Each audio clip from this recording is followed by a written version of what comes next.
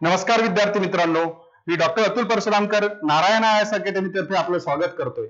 बघा की आपल्या नारायण आय एस अकॅडमी तर्फे काही भागामध्ये स्कॉलरशिप एक्झाम कंडक्ट केल्या जातात, ज्याच्यामधनं UPSC, MPSC, SSC bank, railway त्याकरिता, त्याचबरोबर पोलीस भरती करता ऑफलाईन किंवा ऑनलाईन क्लासेसच्या फ्री कोचिंग करता आपण स्कॉलरशिप एक्झाम कंडक्ट करतोय। त्या स्कॉलरशिप एक्झामचा सिलेबस काय ते आपण या ठिकाणी चर्चा करणार आहोत।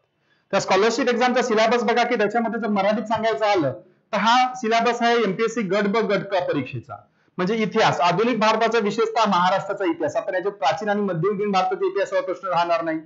भूगोल, महाराष्ट्राचा भूगोल पण राहील, परंतु जगाच्या आणि भारताच्या भूगोलावर विशेष भर राहील, कारण तुमच्यापैकी काही लोक यूपीएससीची प्रिपरेशन करणारे आहेत ते महाराष्ट्राच्या भूगोला फारसं टच करत नाही।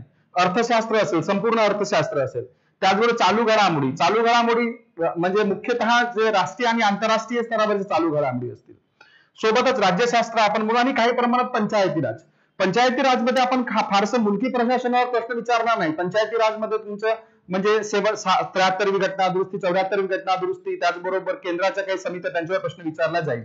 नंतर सामान्य विज्ञान, जनरल सायन्स आपण म्हणतो, फिजिक्स, केमिस्ट्री आणि बायो, त्याचबरोबर अंकगणित आणि बुद्धिमापन चाचणी। तोच सिलेबस या ठिकाणी इंग्रजीमध्ये दिलेला आहे, हिस्ट्री, जिओग्राफी, इकॉनॉमिक्स, त्याचबरोबर पॉलिटी सोबतच तुमचं करंट अफेअर सोबत जनरल सायन्स सोबत रिझनिंग आणि मॅथ्स।